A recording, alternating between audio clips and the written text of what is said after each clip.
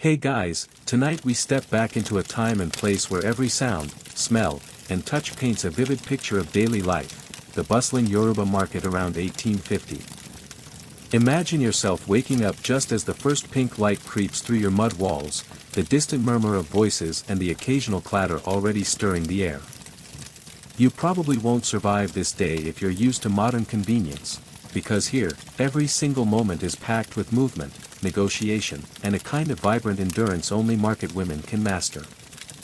So, before you get comfortable, take a moment to like the video and subscribe, but only if you genuinely enjoy what I do here. And hey, drop your location and local time in the comments, let's see where in the world you're tuning in from. Now, dim the lights, maybe turn on a fan for that soft background hum, and let's ease into tonight's journey together. You awake in your small hut with the faintest blush of dawn just starting to slip through the cracks of your earthen walls. The air is cool but already carries the faint scent of dry earth warming under the sun. Your body feels the gentle ache from yesterday's toil, but the market doesn't wait. You stretch, feet touching the cool floor of compacted earth, and hear, almost before your mind fully wakes, the distant murmur of voices and the rhythmic clanking of wooden carts rolling over dirt paths. The marketplace is alive already, just a short walk from your home. Your hut is simple, woven mats and rough clay walls, but it shelters you as you begin your morning rituals. The small fire pit near your door is still cold, but soon you'll ignite it to roast yams and prepare kola nuts, staples of your daily offering and barter.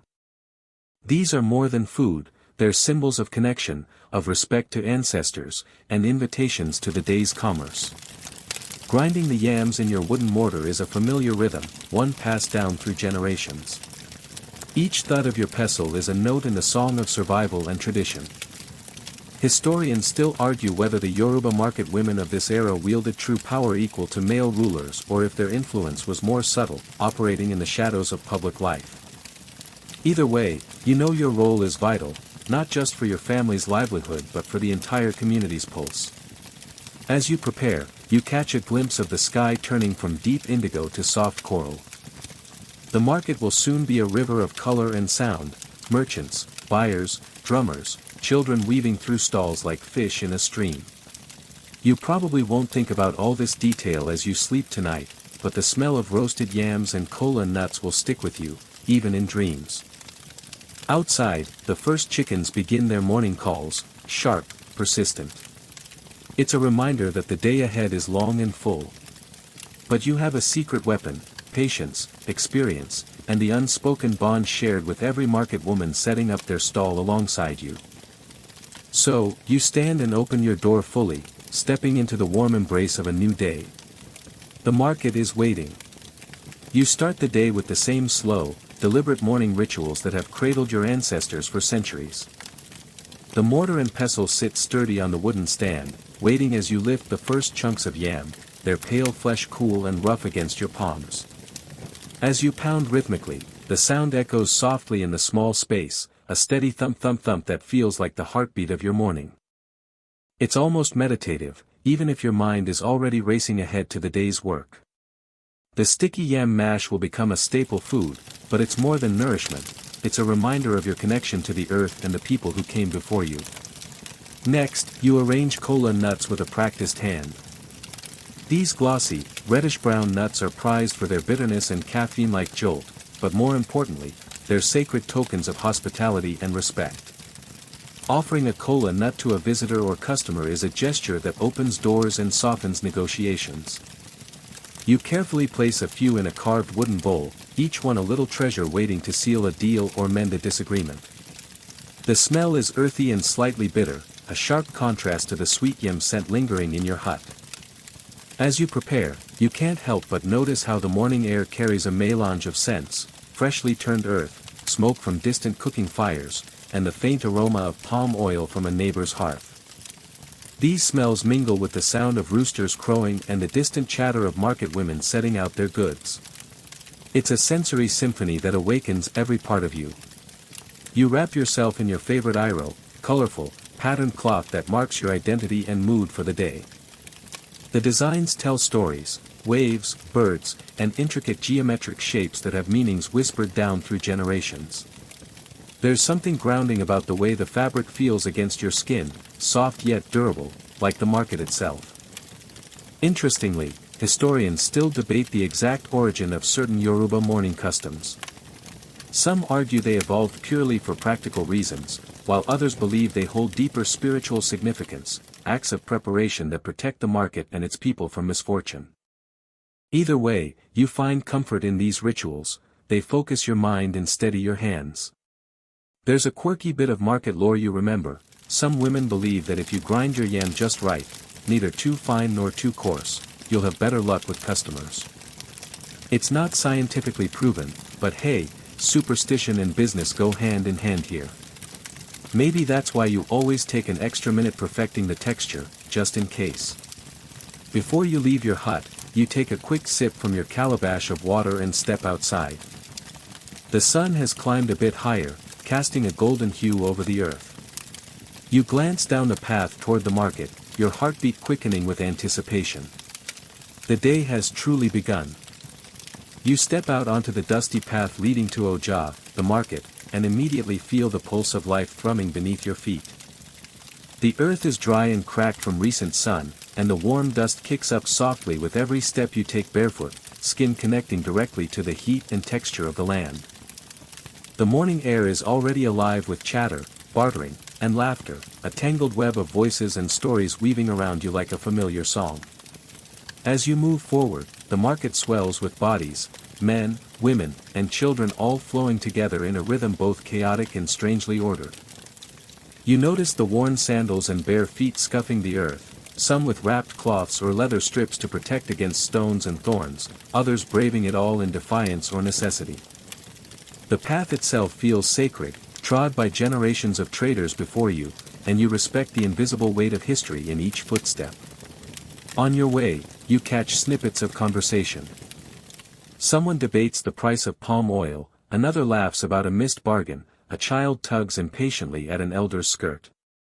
The market path is a stage for social life as much as it is for commerce, a place where news travels faster than on official roads, and where alliances are formed as quickly as deals. You pass a group of women carrying baskets balanced expertly on their heads, filled with everything from bright red peppers to shiny yams and bundles of fresh herbs. Watching them, you appreciate the skill and balance required, not just physical strength but years of practice. There's a playful competition among market women about who can carry the most without spilling a single item, a game that lightens the load and the mood. Here's a quirky detail for you. Some traders believe that if you sneeze while walking the market path, it's a sign you'll make a good sale that day. So you give a little chuckle when a fellow vendor suddenly sneezes and immediately looks pleased, rubbing their hands together with anticipation. Superstition, maybe, but in a place where the future is never guaranteed, any edge is welcome. Historians still argue whether the market path itself was intentionally designed or simply emerged naturally from centuries of foot traffic. Some say it was a deliberate effort by town planners to channel trade and social interaction, while others think it evolved in a more organic, chaotic fashion. Either way, you know this path intimately, it's your daily route to livelihood and community. The sun rises higher, warming your back as you near the market gates. The sounds intensify, the clatter of wooden stools, the sharp calls of sellers advertising their goods, the laughter of children darting between legs. You adjust your load and step fully into the heart of Oja, ready for the day ahead. You arrive at your chosen spot in the sprawling market, a patch of dusty ground flanked by the shade of a baobab tree. This is your territory for the day, a little kingdom where every inch of space is precious. The air buzzes with energy, but you're focused now, laying down your cloths, arranging your baskets, and carefully spreading out your goods. It's a familiar ritual, one that demands patience and precision amid the chaos. The woven mats feel rough under your knees as you settle into the task. You place a bundle of fresh yams in one corner, their smooth skin glistening faintly with morning dew. Nearby, piles of dried fish sit neatly wrapped in leaves, ready for customers seeking savory flavors to complement their meals. You arrange bright red peppers and fresh greens with care, the colors vivid against the earth tones of your fabrics. The way you fold and layer your cloth is part practical and part artistry. Each fold must protect the goods from dust and insects, but it also serves as an invitation. The patterns catch the eye of passers-by, drawing them closer to inspect your offerings. You know from experience that first impressions matter as much as the quality of your produce. It's not just about goods, though. Your space is your stage, your anchor in this daily whirlwind. Around you, other market women do the same, their stalls forming a patchwork of colors, smells, and textures. Some shout their prices with boisterous confidence, while others rely on subtle smiles and quiet conversations to draw customers. You fall somewhere in the middle, a steady presence, reliable and respected. You take a moment to catch your breath and look around. The market is a living organism, each stall a vital cell contributing to the whole. The smell of roasting corn drifts over from a nearby vendor, mixing with the tang of palm oil and the earthy scent of fresh yams.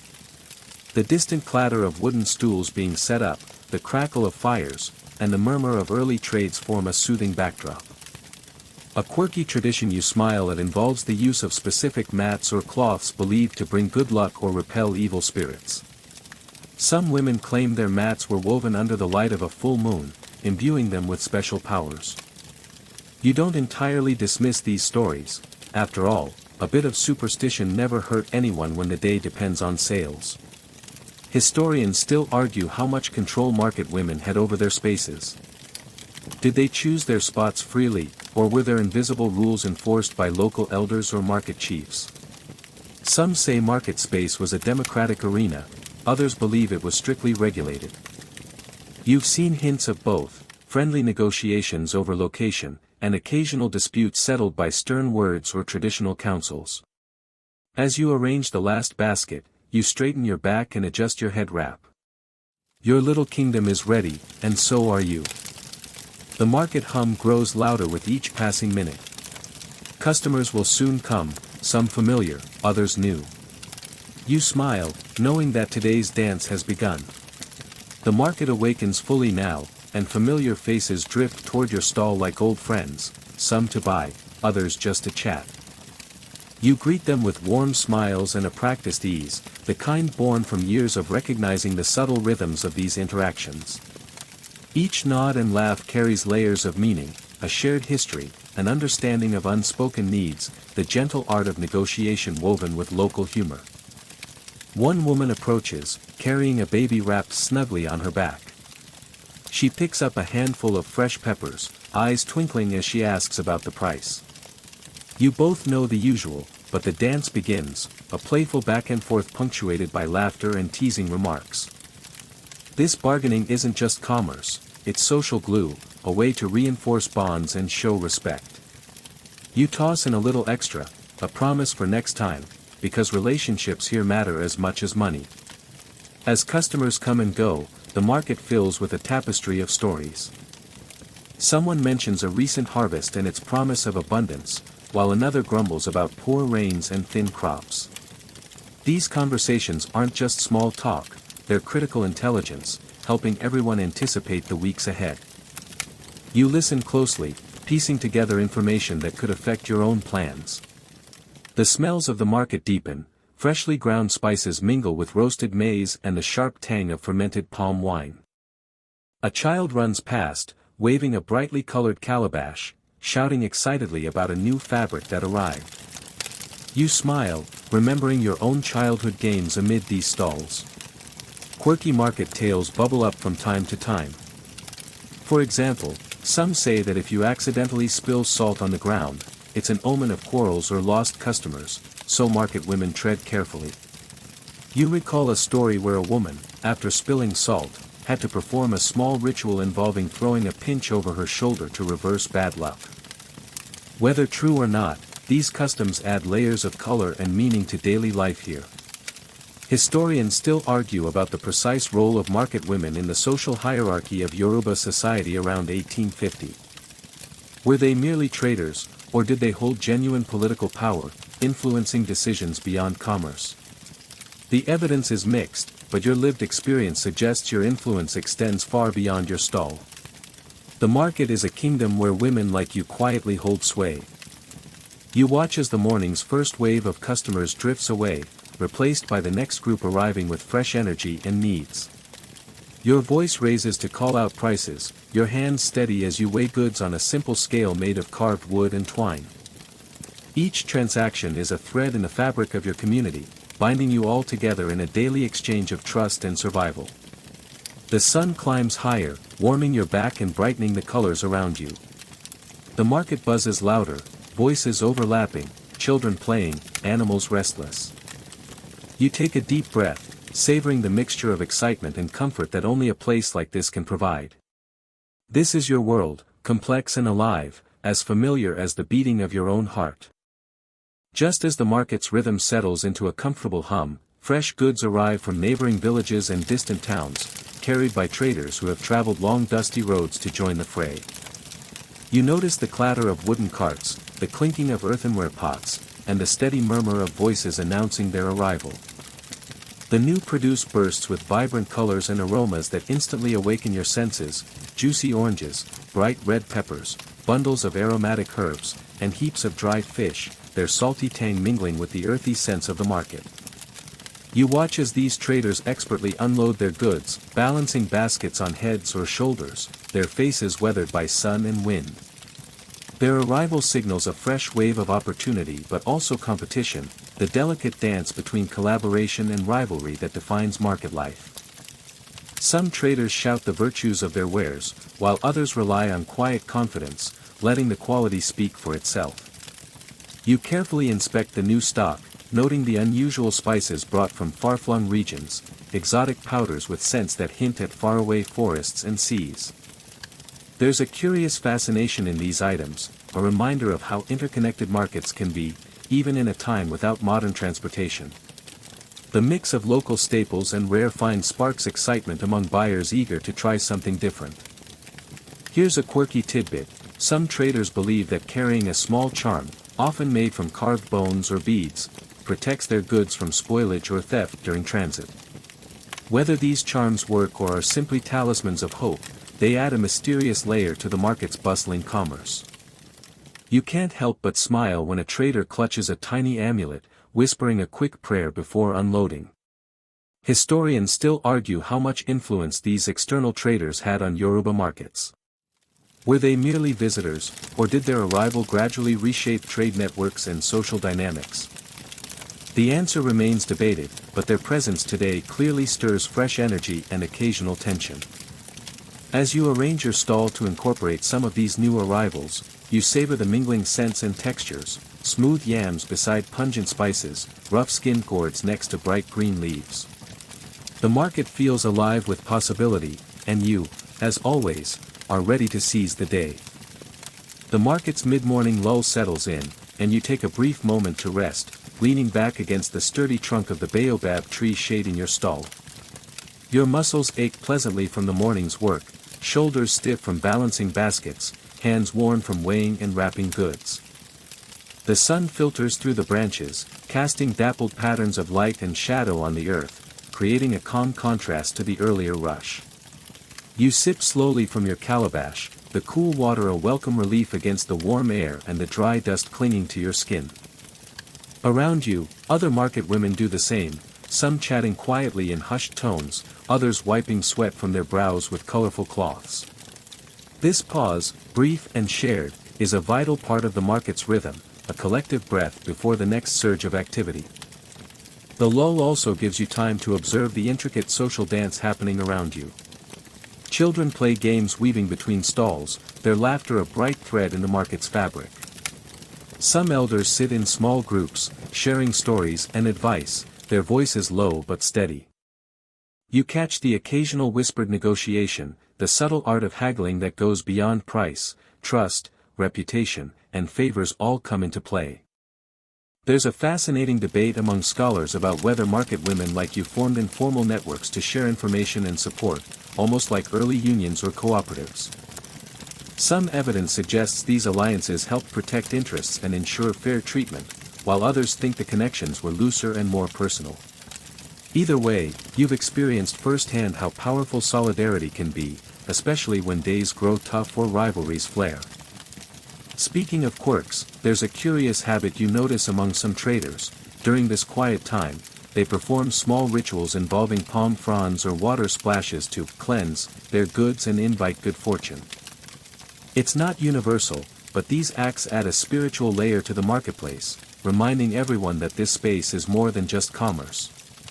The mid-morning sun climbs steadily, warming the market and coaxing out new bursts of activity. You straighten your back, readying yourself for the next phase of the day. The steady ebb and flow of customers, the calls and laughter, and the sense of fresh goods, all combine into a unique, ever-changing melody you've come to know as your daily life. Your mind drifts briefly to the larger world outside the market, rumors of distant conflicts and shifting alliances, but here, amid the familiar sights and sounds, those worries fade slightly. The market is both a refuge and a stage, where your skills, resilience, and spirit are on full display. As a new group of buyers approaches, you tuck your water calabash safely away and prepare to dive back into the bustling dance of trade, your eyes sharp and your voice ready to charm. The market swells again as the sun creeps higher, and the next wave of customers floods the dusty lanes. This is when you must be sharpest, when coins clink faster, tempers run warmer, and competition for attention is fierce. Your voice finds a new pitch, loud but warm, rising above the din, fresh yam. Fresh fish. Sweetest peppers in all of Ibadan. The pitch is part rhythm, part poetry, part performance. And you deliver it with flair, all while your hands stay busy. A man approaches, one of your regulars, and eyes your baskets of fish. He gestures with a slight nod, barely a word spoken. You know his habits, his expectations, even his quirks. You place a few of the choicest pieces aside without needing to ask. This silent understanding is one of the quiet perks of your trade. Customers return not just for the goods, but for the familiarity. For the fact that you remember they like their yam extra firm, or that they prefer the smaller peppers because they bite harder. Meanwhile, across the path, two traders squabble lightly over a spilled basket of tomatoes. Nothing serious, just the usual drama of shared space and stubborn pride.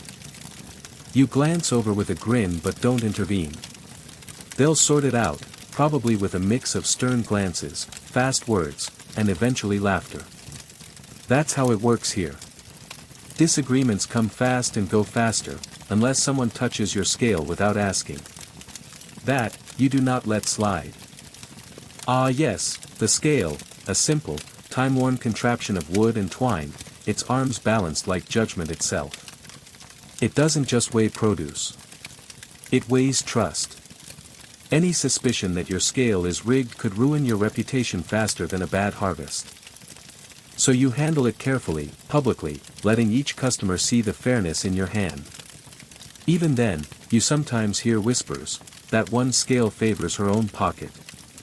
Jealousy, maybe. Or simply the endless gossip that fills the air like fine dust. Historians still argue about how standardized trade practices really were in Yoruba markets. Did guilds regulate behavior? Was there a market code enforced by elders or gods? Or was it more of an honor system, monitored by watchful eyes and sharp tongues? You're pretty sure it's a mix of all three.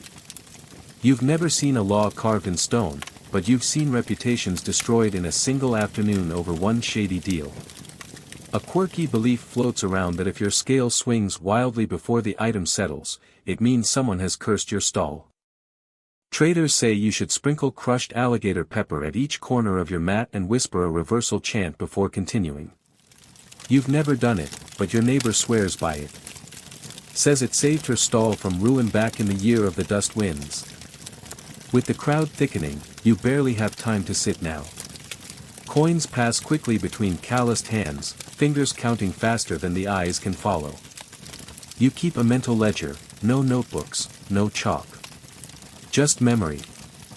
You're a walking balance sheet with good instincts and a steel trap for prices and debts.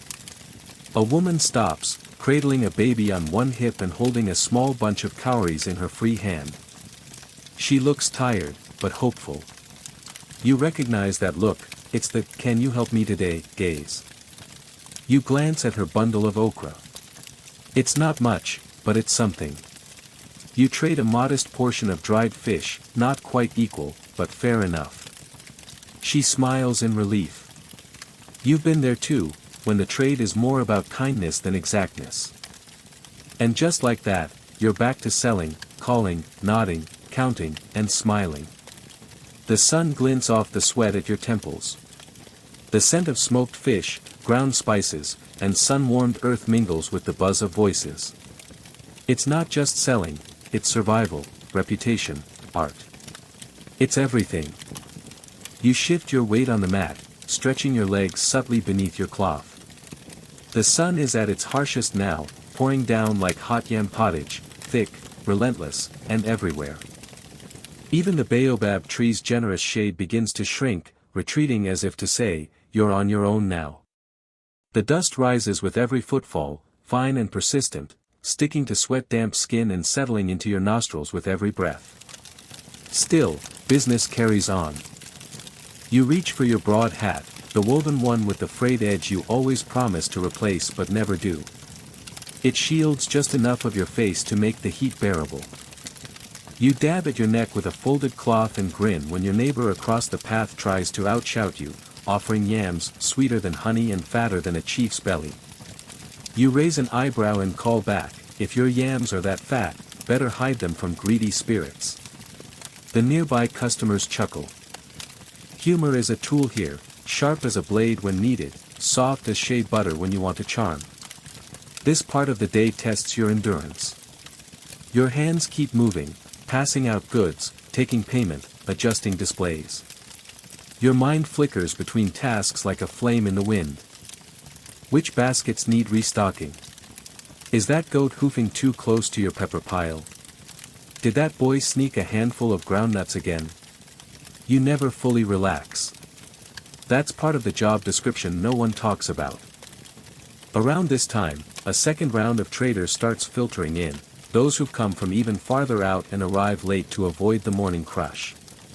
They bring smaller, niche goods, handmade brooms, herbal mixtures, charcoal, carved trinkets.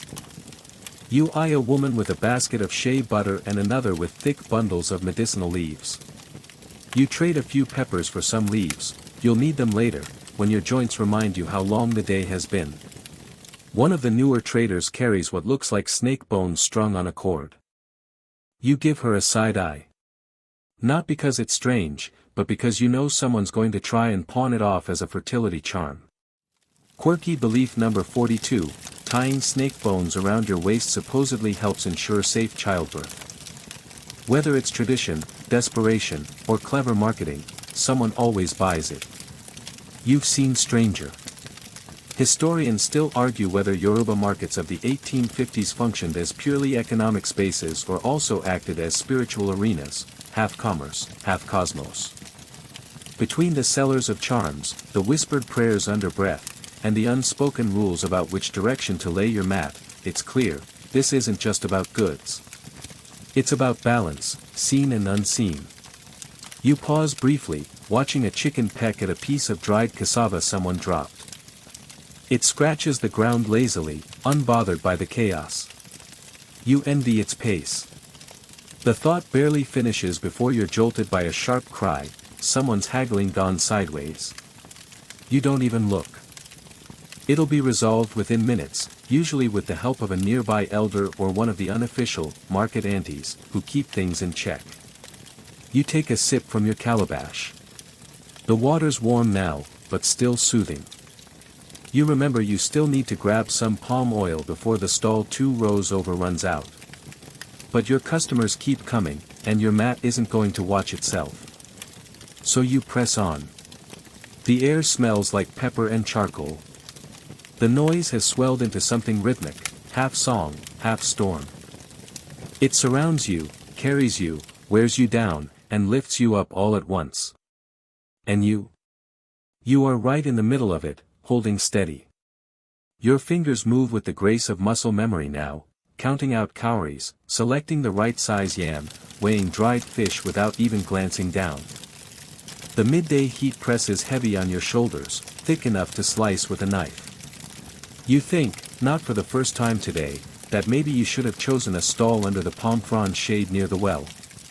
But you've been in this spot for years. Everyone knows where to find you.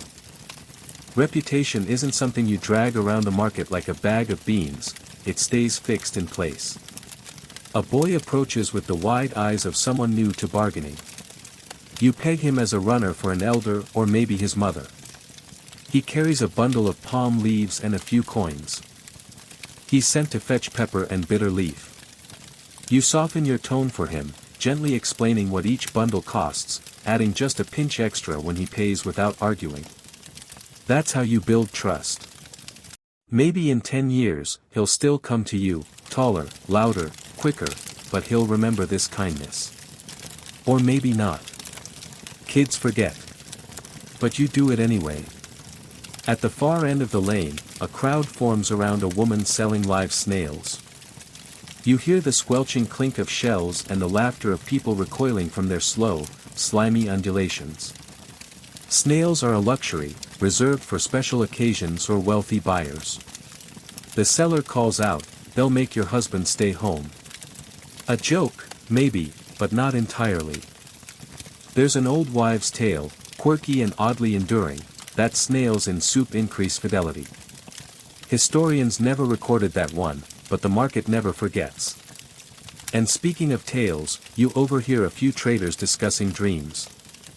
One woman says she dreamed of a snake curling around her calabash, and now she's convinced someone is plotting against her stall. The others nod with grave interest. You've learned not to scoff, dreams and omens are serious business here. Some traders even carry tiny gourds filled with ashes or herbs to protect themselves from bad spiritual energy. There's no formal science behind it, but the belief is thick in the air like smoke after rain. Historians still argue whether these beliefs were remnants of older animist traditions or active spiritual technologies, shaping market behavior more than simple economics ever could. The lines blur when your customers won't buy anything until they feel the energy is right. You've seen days where whole aisles go quiet after a strange bird flies overhead. Coins go still. Mouths murmur prayers. And then, slowly, the market breathes again. You excuse yourself from your mat briefly, just long enough to check on your friend 3 stalls over, the one who sells woven mats and thread. She's older, slower these days, and her voice no longer carries like it used to. You bring her a strip of dried mango and she gives you a smile, toothless and warm. "My bones feel like palm kernel shells," she groans. Hard, but they still crack. You laugh with her, and in that moment, the fatigue in your own joints feels a little less sharp. You return to your stall just in time to catch a teenager trying to swipe a handful of pepper. A quick glare and the flick of your cloth is all it takes to send him scrambling. No real harm done, but you make a mental note to keep your eyes sharper. Hunger makes clever hands, especially when the sun is this hot. The drumbeat of the market continues. You join back in without skipping a beat. The sun begins to slant just slightly in the sky, casting longer shadows that stretch across the ochre-colored dust. It's not quite afternoon yet, but you feel the tiniest shift, like the market itself has taken a deep breath. The worst of the heat has peaked, though your back still glistens with sweat, and your feet are tingling with the dull ache of standing too long in the same spot. That ache? You ignore it. You always do. Instead, your focus narrows as the early lunch crowd trickles in, traders, apprentices, tired buyers looking to wrap up their errands before the real midday slump sets in. And, of course, the food vendors. Ah, the blessed, glorious food vendors. They pass through the market with wide trays balanced effortlessly on their heads, roasted plantains wrapped in leaves, puff stacked in little mountains, steaming moin bundles, and smoky suya sliced razor thin. The air, already rich with earthy smells, now smells like heaven opened a window and waved hello. Your stomach rumbles in betrayal. You flag down a girl with grilled corn and roasted groundnuts. She grins, expertly sliding the tray off her head with one hand and catching it mid-air like she's been doing it since she could walk. You hand over a few cowries and get your prize, a warm, slightly charred cob with just enough salt to make you momentarily forget how tired you are. You chew slowly, savoring every kernel as though it's a reward for surviving the heat. There's a rhythm here too, a ritual of small meals, brief laughter, quiet chatter. You and your neighbors exchange bites, gossip, and the occasional scandalous whisper. Someone's cousin is marrying the potter's son even though his stall barely breaks even. Someone else caught her apprentice sneaking off to the blacksmith's boy after dark. You nod and chuckle and let it all roll over you. It's not news, it's nourishment. Quirky belief for today, it said that if a woman eats roasted corn facing west, her husband will never raise his voice at her again. You don't buy that for a second, but just to be safe, you shift slightly westward while chewing. You spot a noblewoman steward approaching, his fine wrapper and silver-studded walking stick are hard to miss. He glances left and right, always a little stiff, like he doesn't quite belong here. But you know his type. He's hunting for quality at half the price. You straighten your back, wipe your brow, and prepare your tone. You speak to him politely, but not too politely, let him know you're sharp, not desperate. He gestures to your spices. You let him sniff a pinch of the ground adorodo, so hot it could wake the ancestors. He winces, then nods approvingly. You haggle lightly, because you know the real money is in getting him to return. He buys more than you expected. A small victory, tucked in with the corn husks. Historians still argue whether Yoruba market women priced goods based on fixed community standards or if it was more of a flexible, performance-driven system, what the customer looked like, how they smelled, who their aunties were. You already know the answer. Prices dance. They change depending on mood, need, gossip, the moon, or the way someone wrinkles their nose at your stock. It's more art than arithmetic. Nearby, a young girl spills a basket of gari. The dry granules scatter like pale raindrops across the dust. No one laughs. You know that kind of mistake hurts, gari is precious, and those cowries won't come back. A few women rush to help her, using woven fans to sweep it up. One offers to share from her own bag. You feel a small knot in your chest. This, too, is the market, not just barter and banter, but quiet compassion tucked between transactions. You think of your own daughter, now almost grown, learning the rhythms of trade with you, practicing how to count cowries and listen with her eyes. She's smart, sharper than a dried pepper pod, and you hope she'll inherit more than your mat. You want her to inherit your strength. The sun dips another notch. The food is gone. The gossip fades. But the business? That's still going. You shift your basket of ground spices to the center of your mat, just as a breeze flutters through, lifting the hem of your wrapper and the corner of your umbrella, if you're lucky enough to have one. It's not much of a breeze, more like the market exhaling, but it's enough to bring a brief sigh of relief to your overheated skin. Customers now arrive in twos and threes.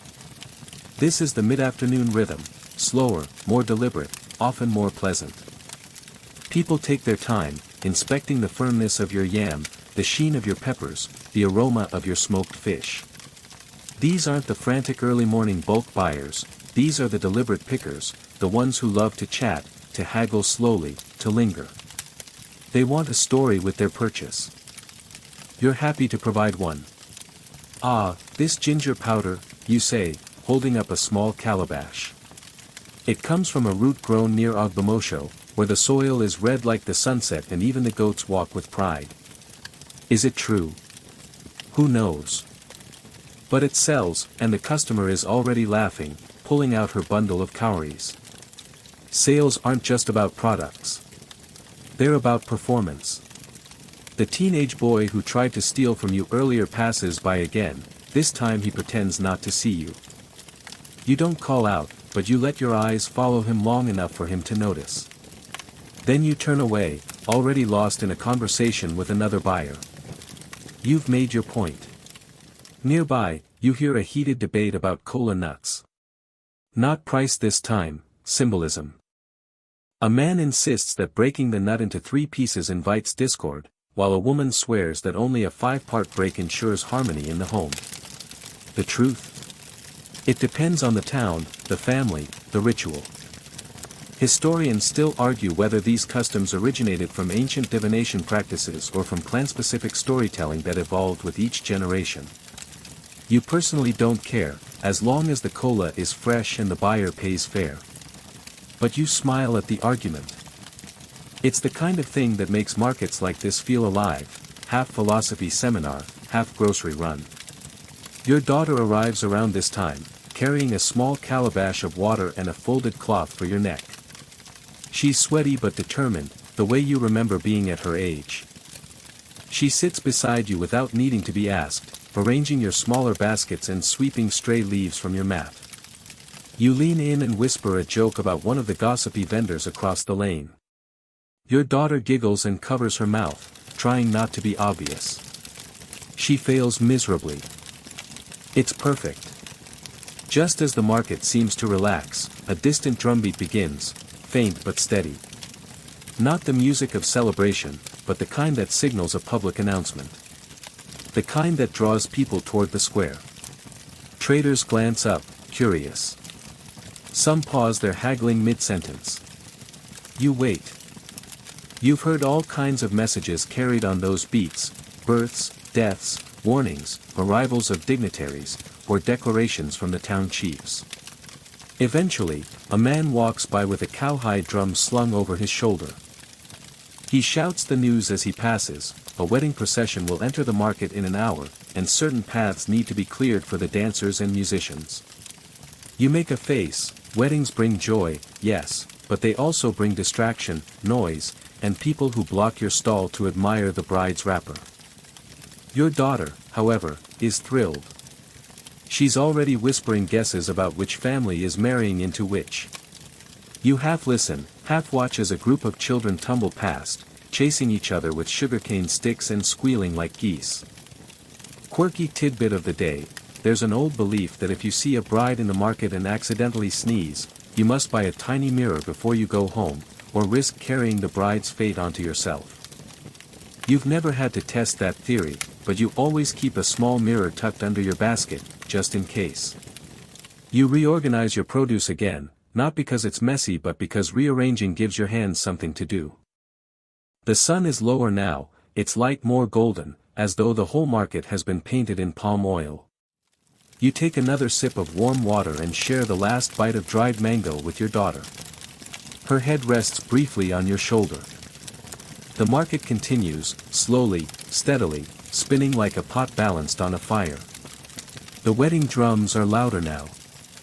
Not just one rhythm, but several, braided together like a dance, deep, low pulses from talking drums, the quick clack of wooden clappers, and high-pitched ululations rising above it all like birds startled into flight. Your daughter sits up straighter, her eyes scanning for the first signs of the procession. Around you, other traders do the same. Stalls are not abandoned, but business slows to a polite crawl. This is not just a diversion, it's a community moment, and in the market, community always wins. You lean forward, adjusting your mat so it's slightly out of the path where the celebrants will pass. The bride's family is from a nearby village, you hear someone say, while the groom's people came all the way from beyond the Ogun River. That's a long way to carry dowries, but it also means the gifts will be extravagant. Maybe a carved gourd set or dyed cloths made with rare indigo. You wonder how heavy the bride's geli will be, those head wraps can defy gravity, especially when stiffened with starch and ambition. Then you see her. She arrives at the far end of the market path, surrounded by dancers and women singing praises. Her face is veiled, but her wrapper sparkles in the sunlight, anointed with beads, cowries, and golden embroidery. Each step she takes is slow, deliberate, as if walking through honey. Someone throws petals at her feet. A boy drums furiously, sweat pouring from his forehead, eyes closed in devotion. And for a few moments, even the most hardened pepper sellers fall silent. You remember your own wedding. Not the details, those have scattered with the seasons, but the feeling. That weightless, trembling, too happy to smile feeling. You were young, and your hands wouldn't stop shaking. Your mother had to fix your wrapper twice before you left the compound. You think back and laugh softly. That day was simpler than today, but somehow heavier. Back in the present, your daughter is mesmerized. You let her watch. A curious detail, among the bride's entourage is a short old woman holding a broom, short, crooked, and bound in red string. She walks beside the bride, muttering something under her breath. No one seems surprised. That's the lulled broom, used to ward off jealous spirits. It's not always included, but this family clearly believes in caution. Historians still argue whether these rituals were standardized or deeply personalized. One thing is certain, nobody wants to risk a cursed marriage, no matter how skeptical their in-laws are. A few stalls down, an opportunistic trader is already shouting, "Wedding special. Buy now for good luck in love." She's holding up a mix of scented shea butter and charms wrapped in dried banana leaf. You don't know if it works, but her timing is excellent. You watch two girls, maybe cousins of the bride, scooping some into tiny gourds, giggling the whole time. The wedding party moves through, weaving between baskets of cassava and rows of tomatoes. People offer blessings, some whispering, others singing. And just like that, they pass beyond your section, swallowed into the next stretch of market life. The music fades but lingers, like smoke after a fire. You stretch your legs again, subtly, and sit taller.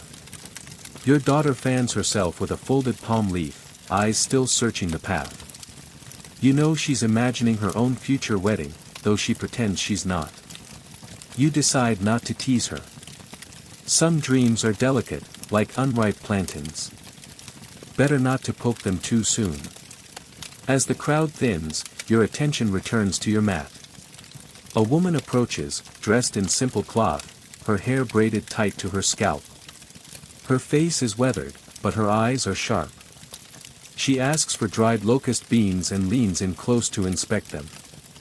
You know her type, cooks who supply compounds and take their craft very seriously.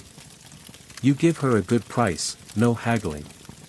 She nods in approval and tells you your stall smells like a good pot of soup. That's probably the highest praise you'll get all day. Quirky belief moment. Some folks say if you sell locust beans on the day of a wedding and someone pays without haggling, it means your ancestors are proud of you. You grin. Not that you believe it, but hey, maybe your grandmother is out there somewhere, clapping with approval. The breeze returns, this time a little stronger. It carries laughter, the lingering scent of fried plantains, and the dust of the rest of their day.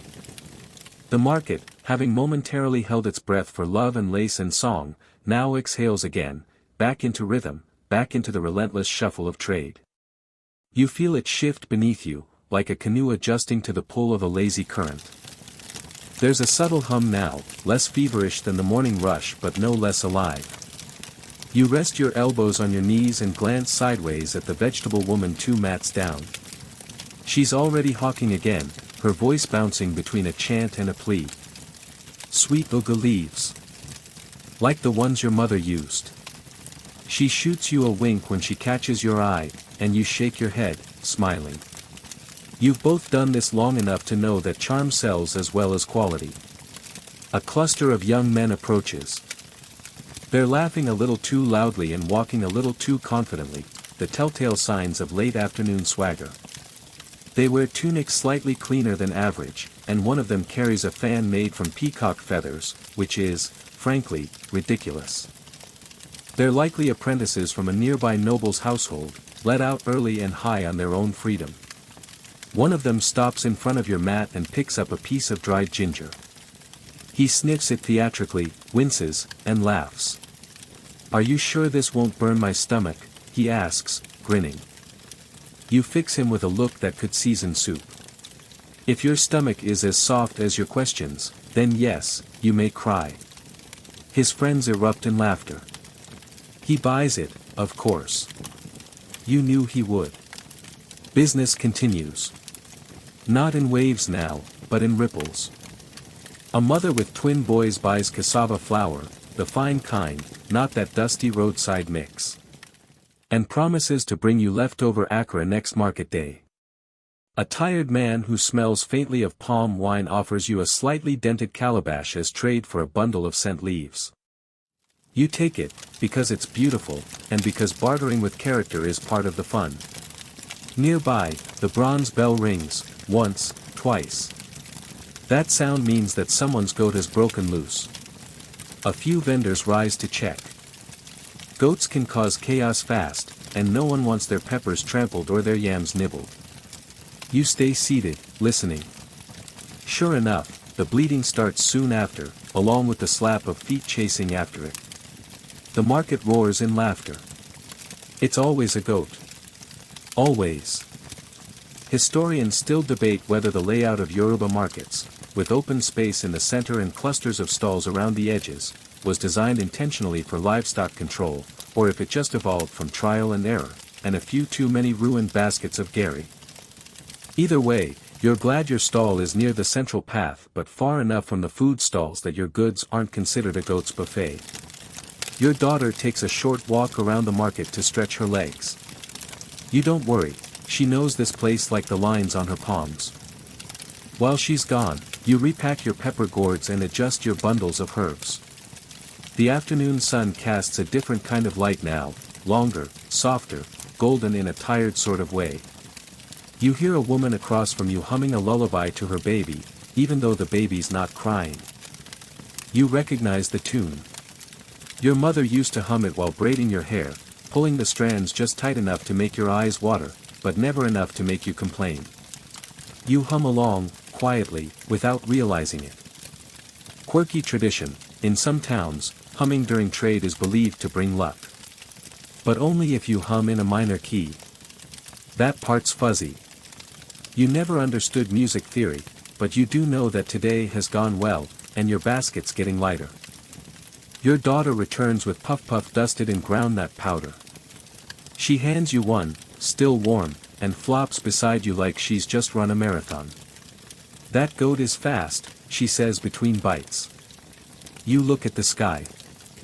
The shadows are stretching even farther now, fingers of dusk slowly reaching through the stalls. You have maybe 2, maybe 3 hours left before the market begins its descent into closing rituals. For now, you savor your puff. You let the sugar linger on your tongue. You watch the swirl of humanity around you, the mothers shouting over prices, the drummers who never stopped, the whisperers in the corner exchanging more secrets than goods. Everything moves, everything trades, everything breathes. You reach down to brush crumbs from your lap, your fingers sticky with the sugar from that last bite of puff. A quick rub on your wrapper, and the fingers are clean enough, at least by market standards. Your daughter is still nibbling the edge of hers, slowly, like she's trying to make it last till sunset. The market is tilting toward evening now, though not all at once. Some traders begin their slow dance of packing up, while others, especially those with late arriving goods, perk up for one last round of sales. You're somewhere in the middle. The day's been kind, but you've got a few peppers left, a clutch of dried herbs, and one nearly forgotten gourd of fermented locust beans that someone might still need in a last-minute dash for stew ingredients. It's around this time that the elders tend to appear. From your left, you spot them, 2 older women walking slowly but with purpose, their cloths perfectly arranged, their expressions unreadable. They're not just shopping. They're inspecting. Not in any official capacity, nobody gave them titles. But they've been coming here longer than most stalls have existed, and their opinion carries weight. If they stop at your mat, you know you've passed the day's unspoken test. They approach, pause, and one of them squints at your basket of bitter leaf. Still fresh, she asks. You nod once, confident. Plucked just after dawn. Still kissed by the morning. The other elder smirks. You should be a poet. You grin but say nothing. Let the herbs speak for themselves. One of the more peculiar beliefs passed down in your area is that bitter leaf that stays crisp past midday is protected by ancestral favor.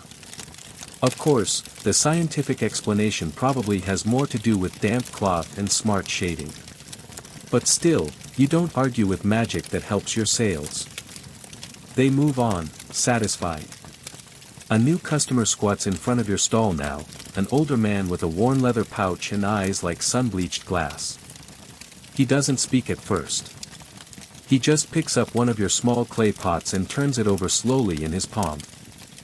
Then he sets it down, pulls out a single cowrie, and places it beside your last shea butter. You nod, accepting the price wordlessly. Not all trade requires talk. Behind you, someone's arguing about the price of snails. Loudly. Passionately. It's the kind of full-bodied debate that includes hand gestures, family lineage insults, and, eventually, a resigned laugh. You catch only bits of it, something about cheating during a new moon, and that snail must be able to read if it's that expensive. Historians still argue whether snail sellers were traditionally considered tricksters or simply misunderstood. One colonial observer even described them as wily as foxes, but that might have just been a polite translation of, they drive a hard bargain. You take another drink of water, now almost hot from sitting in the sun, and stretch your toes beneath your mat. A small group of musicians has started warming up nearby. Not for an event, not for any ritual, just for practice. Young boys with talking drums and gongs, one girl with a long wooden flute. The rhythms are uneven, experimental. But the sound is sweet in its own way, like the market itself is humming its evening lullaby. Your daughter begins sorting the cowries you've collected today. She lines them up in rows of 10, counting aloud, occasionally stopping to admire one with unusual markings or shine. Cowries, still the main currency here, come with their own little superstitions. Some say the spotted ones attract luck. Others believe cracked ones are cursed. You keep both. You've never been the type to throw away money just because it looks weird. As she works, she asks, "Do you think we made enough today?" You shrug, the good kind. Enough for tomorrow's stew and next week's soap. She nods like that's the only metric that matters. And maybe it is. From behind, a woman approaches you with a shy tilt to her shoulders. She carries a small bundle, wrapped tightly in faded blue cloth, and places it on your mat without speaking. You unwrap it to find palm kernels and a small carved spoon. "I need herbs," she says softly, "but I have no cowries left. I can trade." You study her face. Tired, hopeful, proud despite the wear. You glance at your remaining bundles. You'll have enough for tomorrow, even if you let this one go for less. So you nod and hand her 2 bundles, one for healing, one for strength. She thanks you with both words and eyes. In some markets, deals like that would be frowned upon. But here, it's part of the rhythm. Part of the culture. A fringe belief still whispered in some corners says that when you trade out of compassion, the spirits repay you threefold in dreams. You're not counting on it, but you wouldn't mind a little spiritual interest on your generosity. As the sky begins to stretch into its deeper purples, your daughter sits closer, and together you begin quietly folding cloths, stacking bowls, and covering the leftover produce. Not quite ready to leave, but gently easing into the close. The market, like an old song, is reaching its final verse. By now, the sun is yawning its way toward the horizon, painting everything in amber and bronze. Shadows grow fatter, stretchier, lazier. You feel the shift in your bones, the slow exhale of a day well worked, the creak in your knees as you rise for a moment to shake off the stiffness. Your back protests slightly, and you give it a reassuring pat, like, "Yes, yes, I hear you." Around you, the market begins its evening metamorphosis. It doesn't shut down so much as it transforms. The noise softens, the calls for customers turn sing-songy and low, like lullabies for the last shoppers. The frenzy gives way to friendliness. Everything gets, well, cozier. One of your favorite sights at this time of day? The palm oil sellers, wrapping up their jars and scooping back into their giant bowls with expert flair, making sure nothing spills. That stuff stains worse than betrayal, and they handle it like they're folding silk. It's mesmerizing. A boy, no more than 9, runs past barefoot with a basket of bean cakes bouncing on his head. He's shouting, "Last ones. Fresh fried. Buy before I eat them all." You don't know whose son he is, but he's got a future in sales. A woman from across the lane shouts, "If you eat them all, I'll fry you next." The whole row chuckles. That's the thing about evening at the market, it's not just slower. It's sillier. Lighter.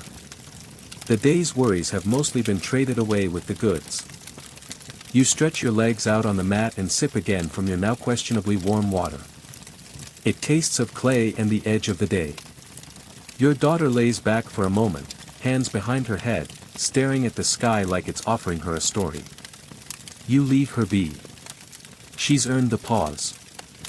A detail to notice now, the sweepers. Not the official ones, there are none. These are the self-appointed brooms of the market. Usually older women, sometimes younger boys, moving through the rows with long-stemmed brooms made from palm fronds, sweeping the day's crumbs and leaves and whispers into neat little piles. It's partly about cleanliness, partly about respect. Markets, after all, are living spirits. You wouldn't go to sleep with your face dirty. Same with the market. One of the sweepers pauses in front of your mat, looks at your remaining herbs, and asks, "You have any of that sleep leaf left?" My grandson kicks like a goat in his sleep. You hand her a small bundle wrapped in a corn husk. Tell him to chew it with warm water before bed. And no late night stories. She nods, flips you a cowrie, and keeps sweeping. The fringe belief here. That sweepers, especially at dusk, can carry away not just dirt but bad luck. If their broom crosses your toes, you're supposed to shout, "Oh fe mi elera. Leave me alone." Just to be safe. You've never bothered. If your luck is small enough to be swept away, maybe it needed to go. The breeze picks up now, cooling the sweat behind your neck. You use the hem of your wrapper to fan your face, and that's when you hear it. Singing. Not professional. Not even particularly good. But real. Soulful. 3 women, wrapping up their yam stall, breaking into a song as they lift and tie and roll their loads. It's a work song, old as time. The kind of thing that carries rhythm into labor, makes it bearable, almost joyful. You hum along, recognizing the melody. Your mother used to hum it when peeling a goosey, your grandmother too, in a voice like dusty velvet. Historians still argue whether these market songs were passed down formally or just caught in the wind, passed from stall to stall like gossip or fire. Either way, they stick. You've caught yourself singing them at home, in the quiet before dawn. Your daughter joins in, softly. You don't stop her. You sing, too. A moment later, a large shadow passes across your mat. You look up to see a trader pulling his wooden cart, more like dragging it, with a strained face and bulging forearms. It's loaded with dried fish and 3 baskets of smoked meat, all tied with ropes that look one goat nibble away from surrender. You shift to the side, giving him space. He nods in thanks but says nothing. Too tired, probably. Or too focused on the road home. As he trudges past, someone whistles low and says, "If that cart tips, we're all having stew tonight." You chuckle with the others. You begin to wrap your leftover herbs. Not in a hurry. Just preparation. You save the most fragrant ones for tomorrow's early rush. Those dawn buyers love a strong smell. It's proof of freshness, proof of honesty. A fringe tidbit, some traders purposely rub certain herbs with their bare palms to activate the scent more strongly. Others chew the edge of the leaves, claiming it wakes them up, both the trader and the leaf. You've done both. Why not? A bell rings somewhere in the distance. Not the goat bell this time. This one's deeper, more solemn. It's the unofficial, start packing up, bell, probably rung by the market's self-appointed timekeeper, an old man who swears his internal clock is better than any rooster. He's probably right. You lean back, soaking in the golden light, and let your eyes travel over your stall. It's almost bare now. Just a few peppers. A handful of thyme. A gourd or two. The day is leaving you light, and that's a gift. The sun is now a sliver, a soft orange coin sliding down the edge of the sky. It casts everything in gold, as though someone spilled melted brass across the market. You soak it in, the final warmth of the day, knowing how quickly it'll vanish. Twilight in the tropics doesn't linger. One blink and the world turns indigo. You shift your basket, now nearly weightless, and begin rolling up the mat beneath you. Your daughter, nimble despite the day's long hours, moves to gather the empty gourds and folded cloths. You've both done this routine so many times, it's practically a lullaby. Unspoken, synchronized, soft. All around, other traders do the same. Some take their time, chatting between folds. Others move briskly, anxious to get home before the bush paths grow too dark. You glance at your neighbor, the pepper woman, who raises her brows in a friendly challenge. Who can pack faster? You grin. She'll win. Her stall has 3 items, tops. Yours has always been more of an herbal chaos zone. Still, you work efficiently. The cloth mat is folded into a tight square. The leftover herbs are tucked into your daughter's satchel, wrapped in banana leaves to keep them from drying out overnight. The small change purse, cowries mostly, and a couple of old brass coins, is tucked inside your wrapper, close to your waist. And just when you think the day is truly done, you hear it, a customer. Of course. She's breathless, hair half loose, wrapper asks you like she ran the entire way. Please, she gasps, do you have scent leaf? Just a little. You blink. For stew. No, for my mother-in-law, she says, wide-eyed. She says she won't sleep without it. Claims her spirit will wander. You stifle a laugh and pull a small bundle from your cloth bag. You were saving it for home use, but, you can always harvest more. You pass it to her gently, and she presses 5 cowries into your palm, more than fair. She bows slightly before turning and disappearing into the descending blue of evening. Historians still debate the precise origins of the Yoruba belief that scent leaf can soothe not just the body, but the soul. It's been used in teas, stews, and even bathwater for generations. Some say it repels evil spirits. Others say it simply smells nice enough to make anyone behave. You're not sure which is true, but either way, it sells fast. With the last bundle handed off, your stall is officially closed. You rise fully now, dusting off your wrapper and giving your knees a firm stretch. The stiffness is real, but you've known worse. At least today didn't involve any surprise rainstorms or chicken stampedes. And the goat? The goat chaos was minor. That counts as a win. A fringe tradition you love, some women spit lightly on their palms before lifting their mats, as a gesture of gratitude to the earth. You do it, too, tonight. Just a small thank you to the ground beneath your hustle. Your daughter swings the satchel over her shoulder and looks up at you. Are we walking back with Ayya Saad? She asks. You look around. Sure enough, Ayya Saad, your longtime friend and fellow seller of all things spicy, is still haggling with a fishmonger. She waves a hand when she sees you, as if to say, don't leave me, oh. You nod. Of course, you'll wait. In the meantime, you wander just a little, strolling past the stalls being packed down, watching the final pulses of energy as the market winds itself inward. You pass the weaver's corner, now mostly empty, where stray threads catch the wind like fireflies. One of the younger weavers sits cross-legged, mending a small tear in a wrapper, her head bent like a prayer. She doesn't look up, but you hear her humming. Call back, it's the same melody from earlier, the market lullaby. You smile. It's caught on again, traveling like wind, like rumor, like magic. The drummers are gone now, replaced by the gentle shuffle of feet and the clatter of carts. Some traders have candles. Others rely on moonlight, which is waxing tonight, bold and proud. You tilt your head to admire it. Bright enough to see by, not so bright it steals the mood. Your daughter points to a firefly blinking near her knee. She cups it briefly, lets it crawl across her palm, then releases it. Do you think they go home too? She asks. You shrug. Maybe. Or maybe they sleep right here, under the stalls.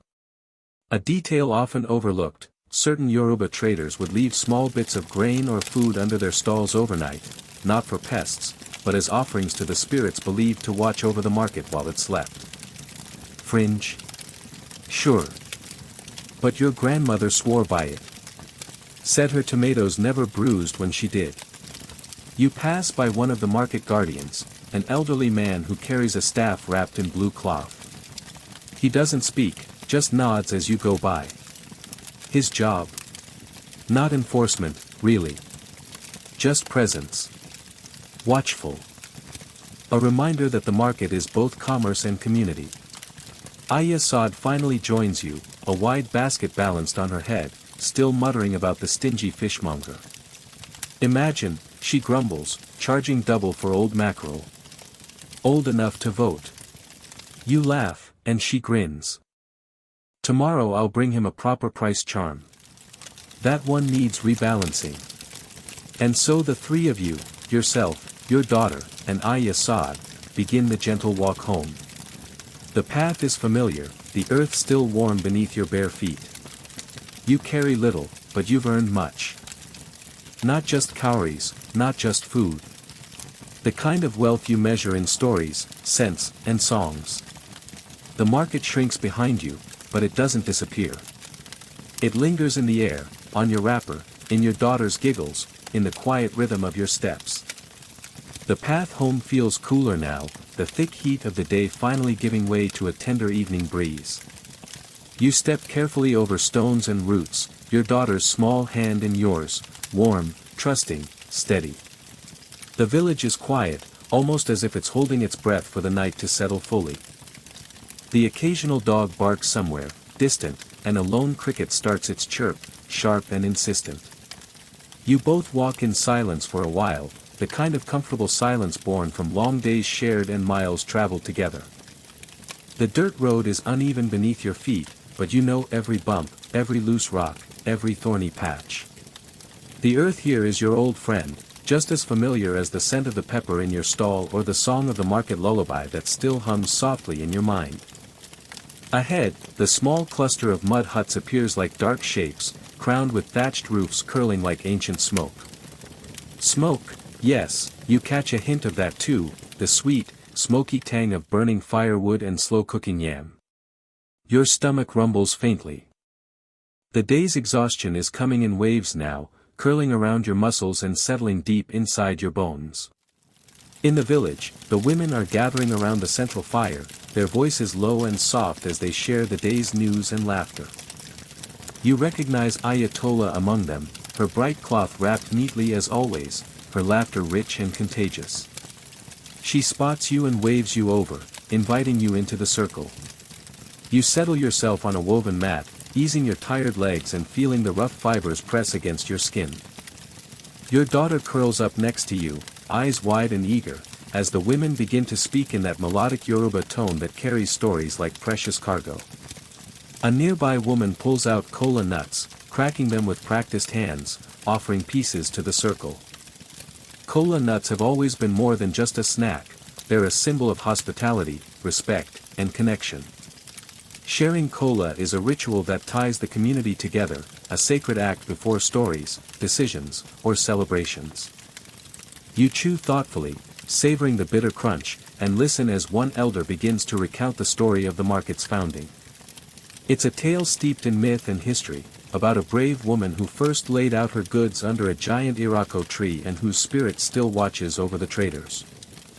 You smile, these stories are woven into the fabric of your life, just like the patterns on your wrapper. Historians still argue whether this founding myth is purely symbolic or if it has roots in a real historical figure. Either way, the story serves as a cultural compass for your community, reminding everyone of resilience, ingenuity, and the power of women. As the night deepens, the women sing again, this time a slower, softer song, a lullaby for the market and for the village itself. You close your eyes briefly, letting the melody wash over you, feeling the pulse of generations in the rhythm.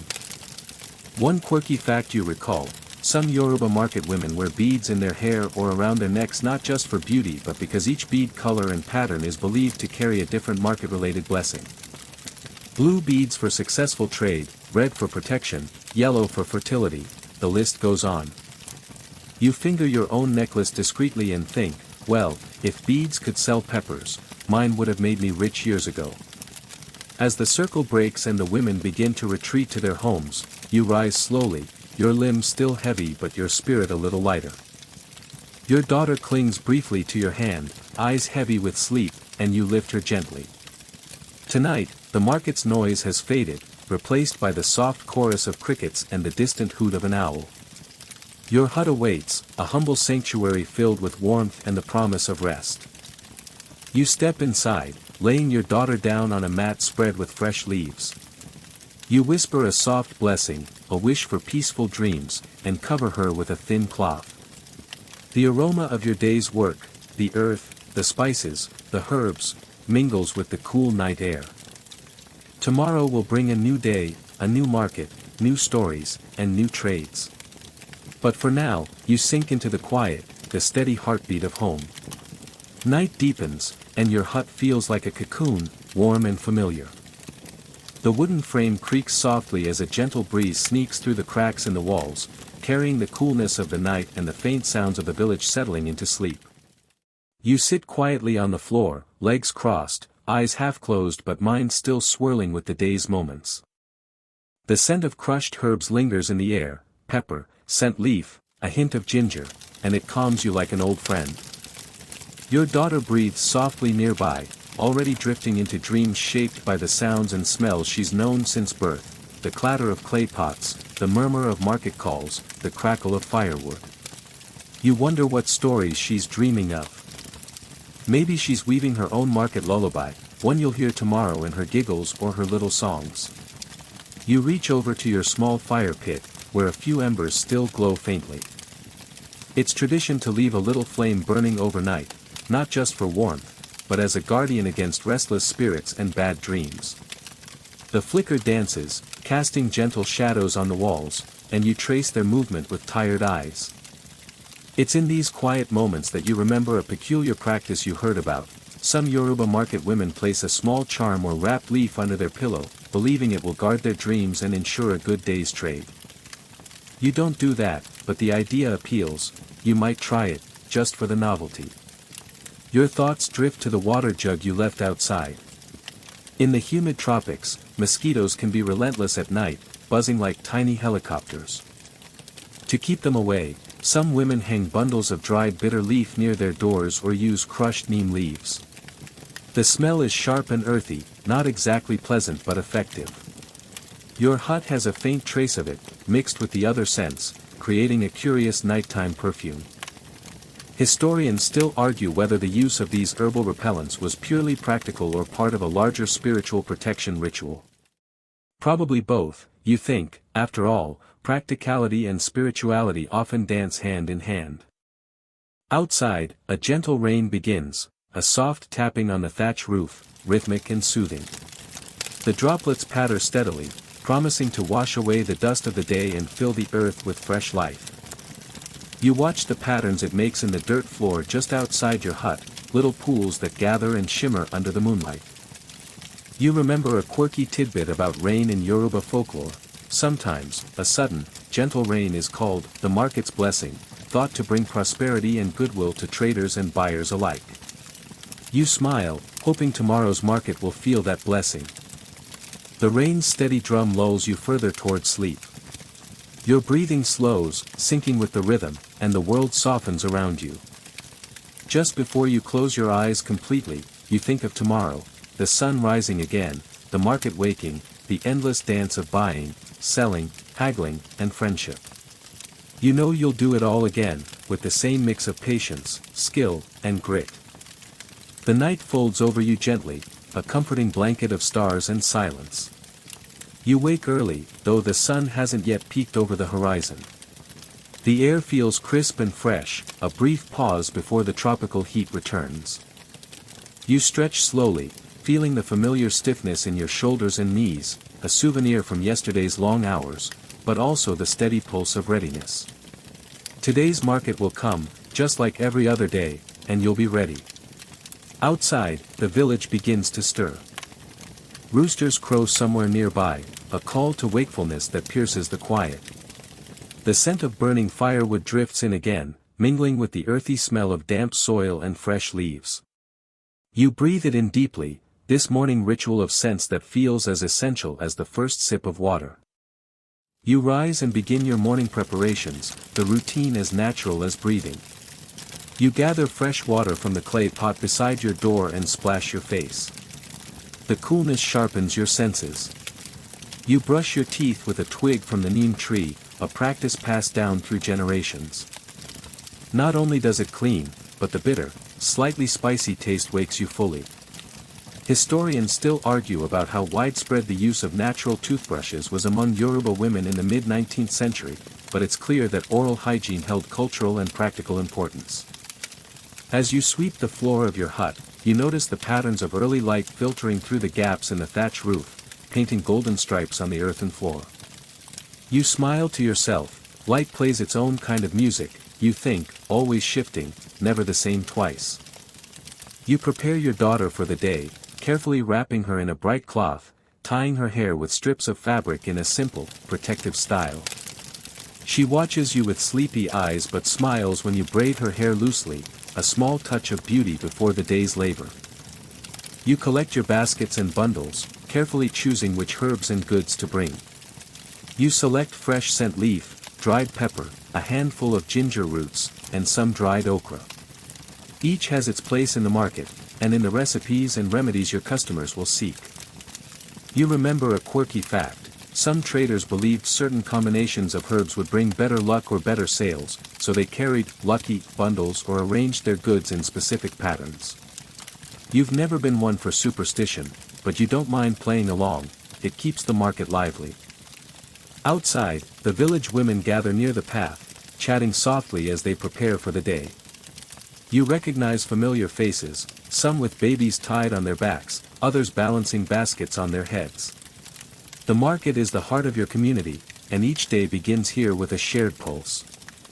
As you and your daughter join the group and begin the walk to the market, the sun finally breaks the horizon in a burst of warm pink and orange. The sky promises heat, but also life. Your feet move steadily, the familiar rhythm of the journey settling in. This path, these people, this daily ritual, it's the backbone of your world. By the time you reach the bustling market, the sun is already high enough to burn away the morning mist, but the air still holds a faint coolness, like a sigh of relief before the tropical heat truly presses down.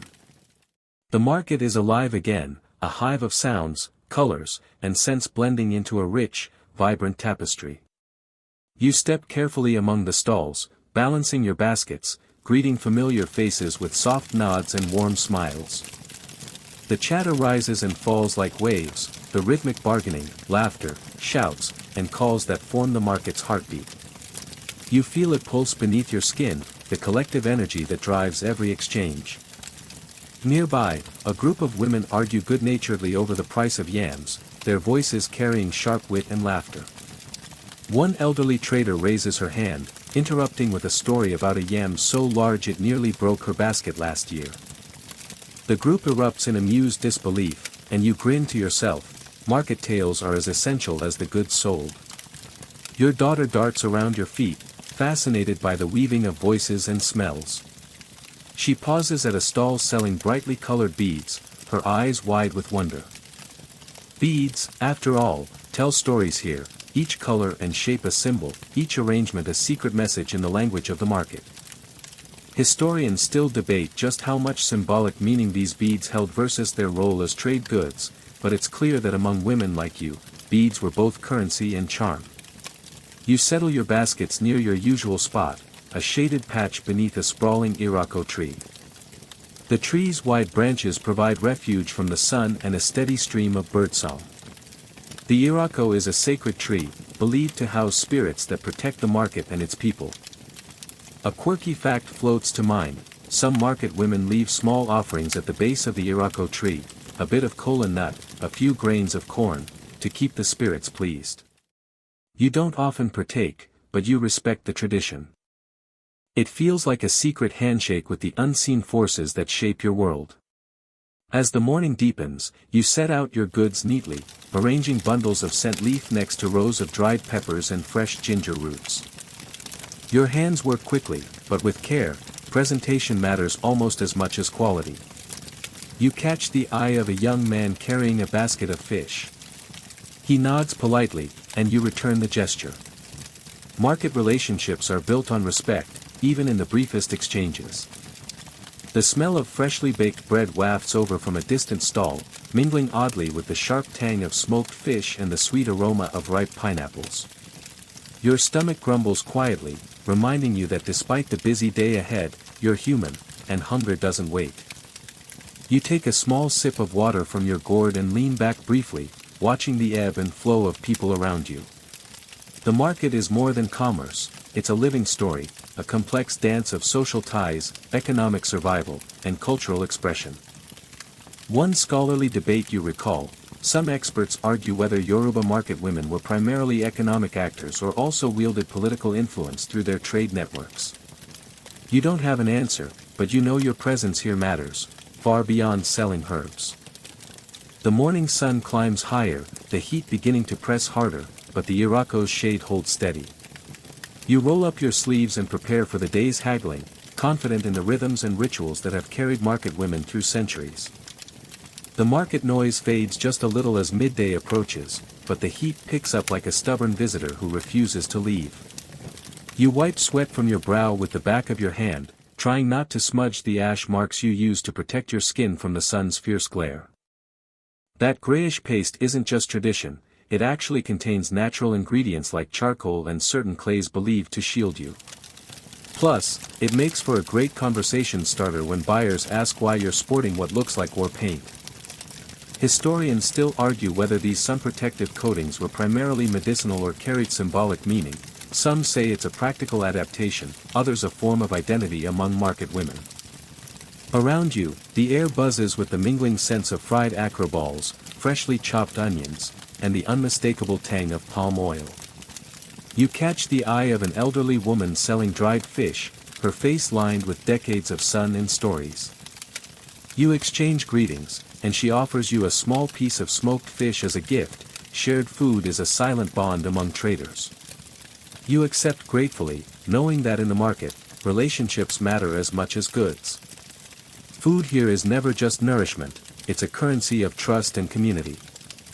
Your daughter sits nearby on a woven mat, playing with small scraps of fabric she's collected, bits of cloth from brightly patterned wrappers that flutter like butterflies around the stalls. She's learning the rhythms of the market already, the subtle dance of approach and retreat, patience and persistence. You watch her, thinking about how these lessons will shape her future. A quirky detail crosses your mind: some Yoruba market women carry tiny bells in their baskets or on their ankles, not just decoration but a way to announce their presence or ward off mischievous spirits believed to lurk in crowded spaces. You don't have bells today, but the idea tickles you. You sip your water slowly, letting the coolness wash over your tongue. The sun burns high, and you notice the occasional buyer shielding their eyes, squinting against the bright light. It's a good day for sales. People come to markets not only to trade but to see and be seen. The communal nature of the market is like a giant woven cloth, each thread, each person, holding the pattern together. You're part of that fabric, strong and flexible. Some scholars debate the extent to which market women influenced local governance, given their control over economic resources and information flow. From where you stand, you see the truth in that. Power isn't always loud, sometimes it's in the quiet way you manage your stall and relationships. You glance around and notice the vibrant display of fruits: yellow bananas, ripe mangoes, smooth-skinned guavas. The colors almost glow in the sunlight. Nearby, a man sells hand-carved wooden toys for children, simple but intricate, their polished surfaces catching the light. You feel a pinch of pride knowing that this market, this daily dance of trade and community, is a testament to resilience and tradition. The sun will keep climbing, but you'll keep standing, just like the irako tree that shelters you. Afternoon moves in slowly, stretching the shadows longer across the dusty market paths. The heat lingers, sticky and persistent, but a gentle breeze begins to ripple through the leaves overhead. You lean against your basket, letting your shoulders relax for a moment, eyes scanning the sea of faces, friends, strangers, and the ever-curious children darting between stalls. The market is a living mosaic, shifting constantly but always familiar, like a favorite song with changing verses. You catch snippets of conversations, bargains struck, laughter shared, complaints about the weather, and each one adds texture to the day. You pull out a small piece of cloth to wipe your brow, the fabric soft and worn from years of use. The market's constant rhythm is etched into everything you carry, the baskets, the wraps, even the simple wooden stools where women sit to rest between sales. Remember that quirky little tradition you overheard once: some women tap their baskets 3 times before opening them, a quick ritual said to invite good luck and ward off thieves or bad deals. You don't do that, but it makes you smile imagining a basket with a little personality of its own. A scholarly debate comes to mind: how much did Yoruba market women's networks extend beyond the local, reaching distant trading centers? Some argue their influence was regional and profound, others think it was more localized but deeply embedded. You know from experience that your connections here ripple farther than anyone outside the market might guess. Nearby, a group of women sell palm wine, their laughter rising in sharp bursts. The sweet, fermented aroma drifts over the market, tempting and familiar. Palm wine is more than a drink, it's a social glue, a way to seal friendships and celebrate milestones. Your daughter, now tired from the day's excitement, sits beside you, eyes drooping but still curious. You tuck a stray lock of hair behind her ear and think about the lessons she's absorbing simply by watching: how to read people, how to spot a good deal, and how to keep patience when the sun beats down. The irako tree overhead continues to shelter you, its leaves rustling softly like a lullaby. You think about the intertwining of nature and culture here, the way the land supports the market, and the market in turn honors the land. You remember a quirky detail about the irako: some say its spirits are capricious and must be treated with respect lest they cause misfortune. Offering kola nuts or small gifts is more than superstition, it's a careful negotiation with the unseen. The sun begins its slow descent, painting the sky with soft pinks and purples. The market's energy starts to shift from bustling trade to quiet winding down. Traders pack their goods, exchange last-minute deals, and prepare for the journey home. Historians still debate how much these daily markets shaped broader political and social structures in Yoruba society, but you know the answer in your bones: it's not just about goods changing hands, it's about people, relationships, and survival. You gather your things, careful to count every piece of produce and every coin. Tomorrow is another day, another story waiting to unfold beneath the irako's watchful branches. Section 24.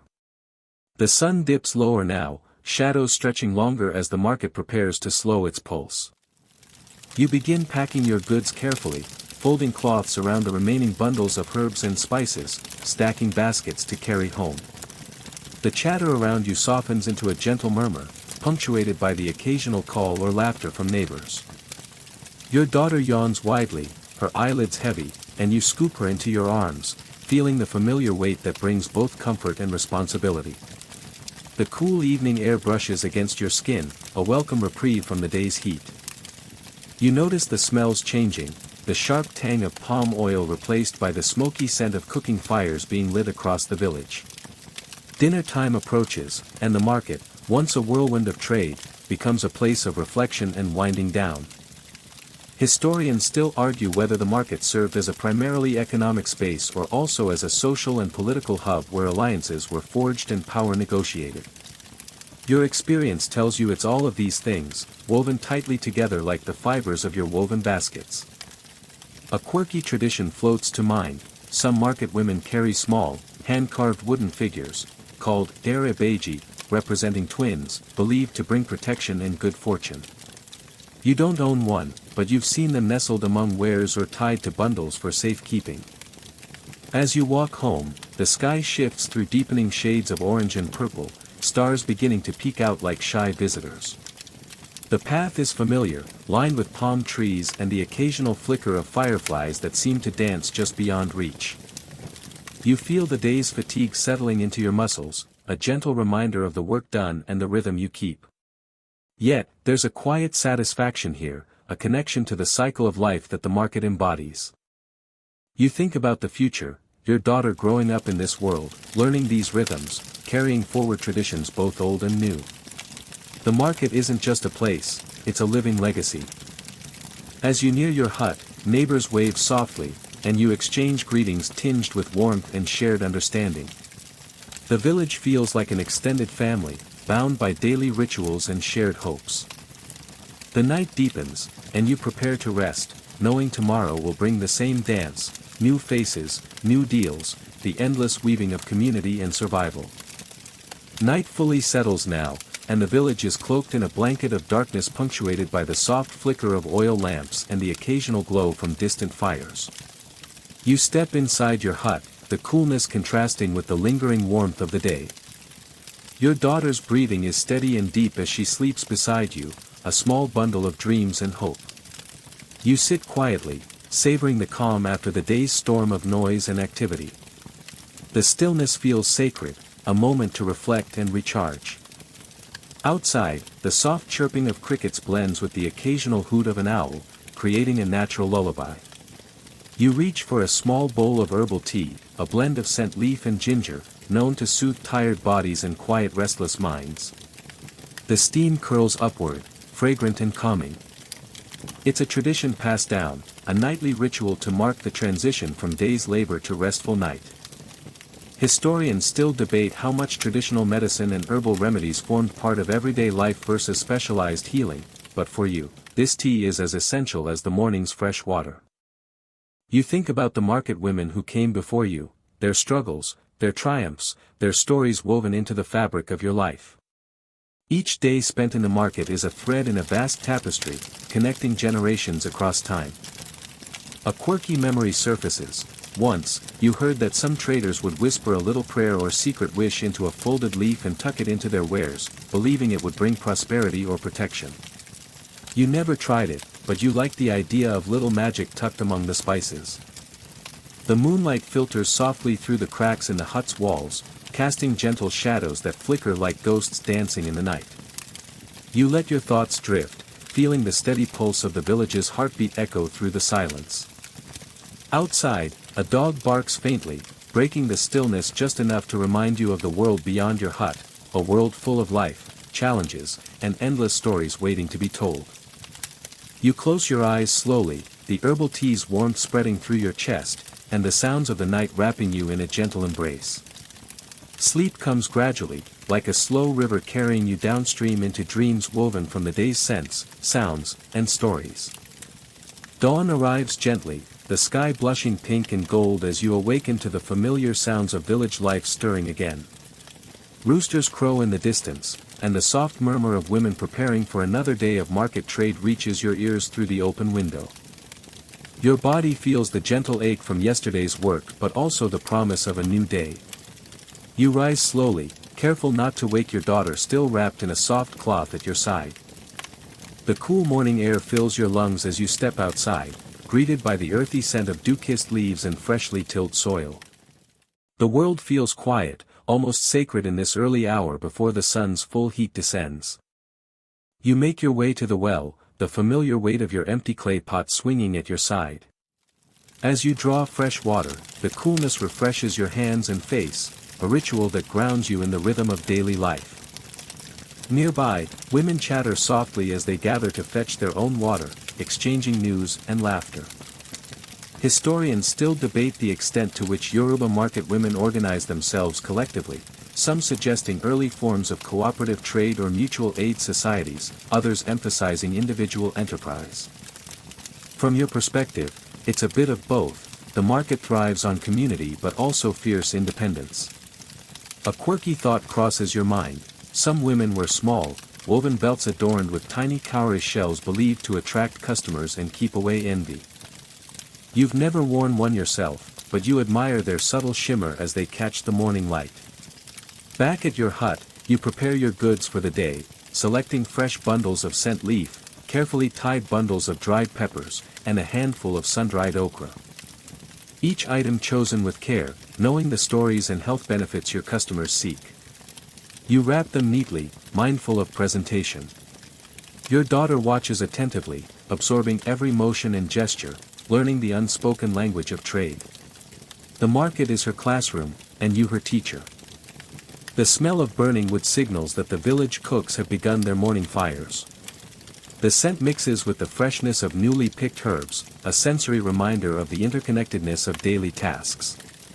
You pause a moment beneath the shade of a mango tree, the leaves rustling softly overhead. You think about the day ahead, the challenges and opportunities, the bargains struck, the friendships renewed. The market will soon come alive again, a living web of exchange and life, and you will be ready to step into its flow once more. The sun has climbed higher now, and the market's pulse quickens with renewed energy. You navigate the maze of stalls, your senses alert to every movement, the rustle of woven baskets, the clatter of wooden stools, the sharp scent of freshly cut onions mingling with the earthiness of yams and cassava. Your daughter trails close behind, clutching a small bundle of bright red chilies she's picked from your stall. She's eager to join the dance of trade, but today, you keep a watchful eye, knowing the market's rhythm can be as unpredictable as the tropical weather. You greet familiar traders with nods and quiet smiles, a silent language built over countless mornings spent shoulder to shoulder. The community here is tight-knit, a tapestry woven from trust, rivalry, and shared hardship. Historians still debate whether Yoruba market women functioned mainly as economic agents or if their influence extended deeply into local politics and social organization. Your daily experience confirms both. Power here is fluid, shifting with the tides of trade and tradition. A quirky little detail you recall: some women weave tiny charms into their head wraps, small tokens meant to bring protection or prosperity. You've never been one for superstition, but you can't deny the comfort they seem to bring. The midday sun beats down fiercely, but you find relief beneath the leafy canopy of the irako tree, its broad branches a steadfast shield.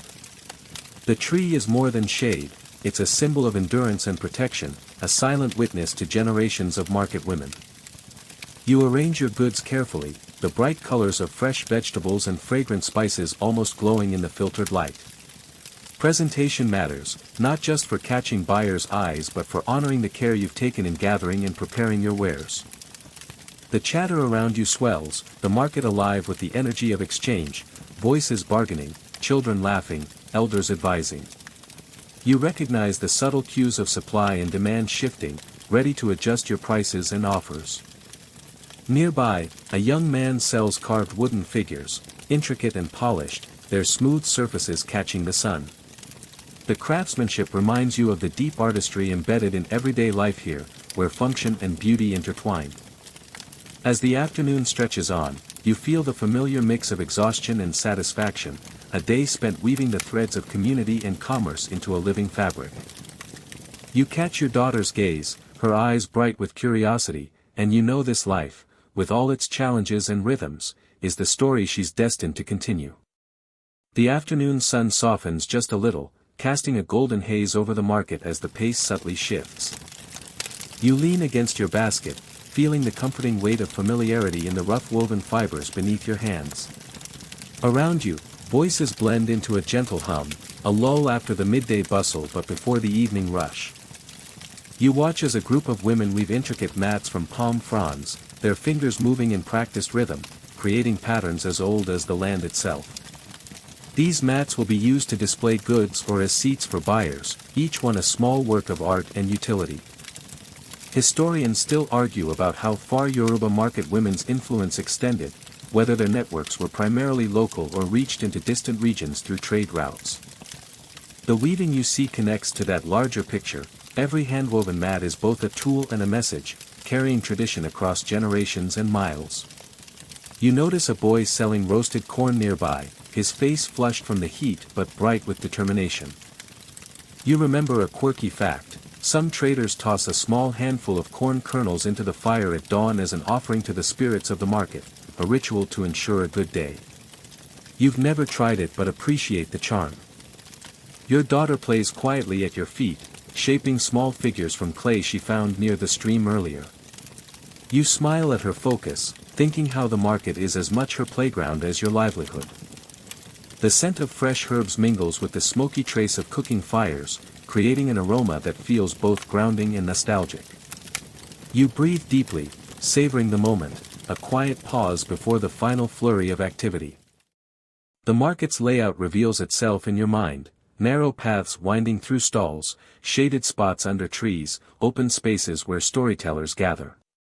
It's a living map of community and commerce, changing every day yet rooted in the same soil. You think about the Irako tree that watched over you this morning, the ancient guardian with its whispers of history and protection. Trees like that are more than wood and leaves, they're part of the market spirit, steady through seasons and stories. As the light softens further, you prepare to pack away your goods, knowing the day's end is near but the work never truly done. Evening settles softly over the village, painting the sky in deep blues and purples that seem to stretch endlessly. You begin the slow process of packing your wares, folding away the last bundles of dried herbs and carefully stacking the empty baskets. The air cools, carrying the scent of wood smoke and the distant laughter of children playing near the stream. Your daughter, now drowsy, leans against you, her small hand wrapped in yours. You feel the steady rhythm of her breathing, a gentle reminder of the day's passage and the promise of rest. Nearby, the market's energy fades into a calm hum, voices growing quieter as traders finish their business and prepare to return to their homes. The sound of footsteps crunching on dry earth mixes with the soft rustle of leaves in the evening breeze. You think back to a curious tradition: some market women would leave a small offering of kola nuts at the base of the Irako tree as thanks for its shelter and protection. It's a gesture of respect, a silent conversation between people and the land that sustains them. Historians still debate how much Yoruba market women influenced wider social hierarchies, whether their economic clout translated into formal political power or remained within informal community networks. From your vantage point, influence is fluid, shifting with the needs and negotiations of each day. The fading light casts long shadows, and you pause to look up at the sky where the first stars begin to twinkle. It feels like the market itself is breathing out after a long day, a living thing winding down. You fold your last cloth with care, feeling the satisfying texture beneath your fingers. This market, with all its colors, sounds, and stories, is a world you know intimately, both familiar and endlessly rich. Your daughter stirs, and you gather her close, whispering a soft lullaby in the familiar tongue, a soothing melody passed down through generations. The gentle cadence matches the slowing heartbeat of the evening. As you make your way home, the path is cool and quiet, lined with the soft glow of lanterns and the occasional flicker of fireflies. The village breathes in peaceful slumber, ready to greet the dawn again. The village sleeps under a velvet sky dotted with countless stars, their faint twinkle mirrored in your tired eyes as you settle beside your daughter. The soft rustling of leaves in the gentle night breeze creates a soothing soundtrack, blending with the distant murmur of nocturnal creatures and the occasional crackle from dying embers of fires.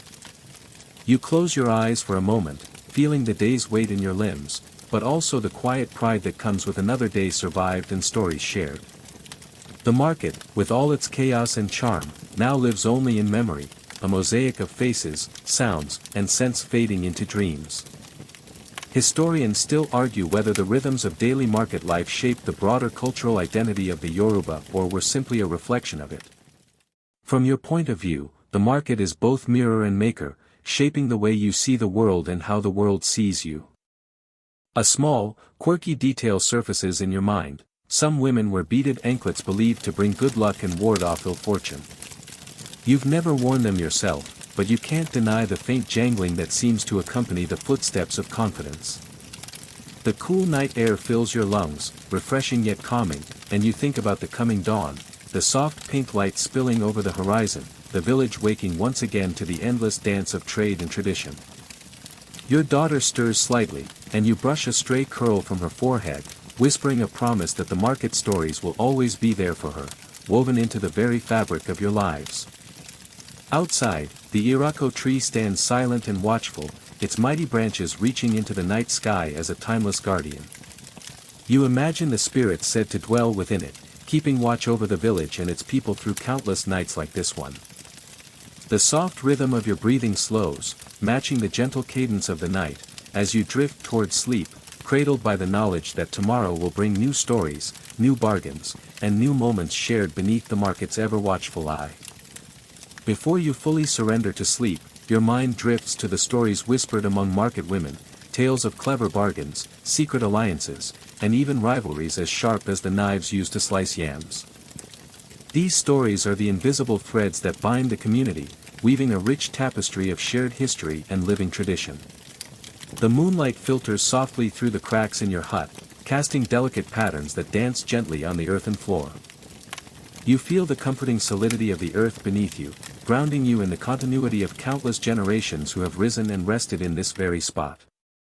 Historians still debate how much oral storytelling shaped Yoruba society versus written records, but you know firsthand how the spoken word carries wisdom, humor, and the pulse of everyday life, especially in the market. You recall a quirky little custom: some women would sprinkle a pinch of kola nut powder into their offerings before opening their stalls, a small ritual believed to attract wealth and goodwill. You smile at the thought, remembering the subtle, fragrant dust that once caught the morning breeze.